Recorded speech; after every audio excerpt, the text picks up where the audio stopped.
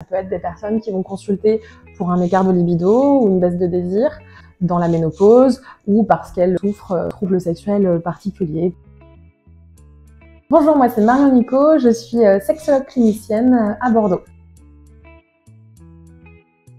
Alors je suis sexologue clinicienne et thérapeute de couple, ça veut dire que je reçois des personnes qui sont en souffrance intime, sexuelle, affective ou qui ont besoin d'être accompagnées dans le cadre d'un événement, d'un moment de vie qui peut être difficile.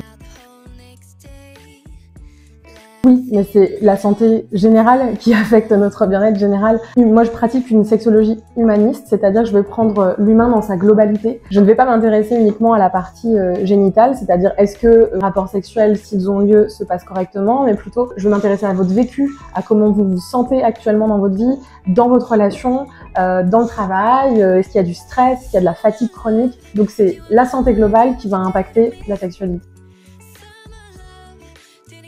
Un petit conseil, je pense, très généraliste, mais qui peut s'appliquer à tout le monde pour être davantage connecté à son corps et peut-être créer un terrain propice à une intimité épanouissante.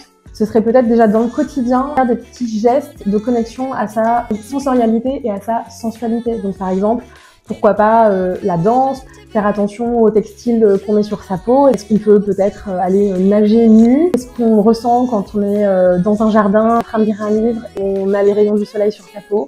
Attentif, en pleine conscience sur la sensualité au quotidien.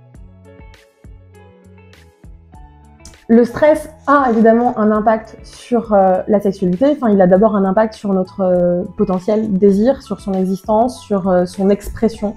On peut partir du principe que le désir est toujours présent. La différence, c'est est-ce que j'arrive à l'exprimer et est-ce que j'ai envie de l'exprimer. Le stress va venir forcément envahir. C'est une énergie qui est très envahissante et va venir prendre le dessus en général sur notre volonté ou notre capacité à exprimer notre désir. Il faut être à l'écoute de ces sensations. Pourquoi on ressent du stress en ce moment? Demander si c'est ok de ressentir ce stress ou si ça devient vraiment trop envahissant dans notre vie, peut-être mettre en place des actions pour que ce stress soit moins présent si c'est possible. Est-ce que ça va passer par de la communication de couple? Est-ce que ça va passer par des actions individuelles par rapport à notre profession, par rapport à notre vie en général?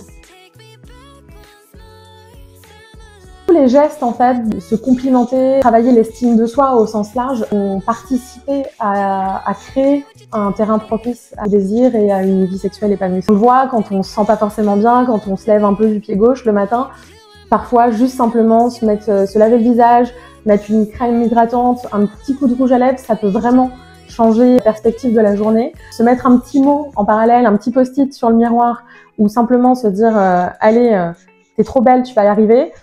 Ça peut évidemment participer à l'estime de soi, non seulement passer une bonne journée, mais aussi peut-être au quotidien, si on répète ces actions, en tout cas être un petit élément, une petite brique pour participer à l'édifice du désir et du plaisir.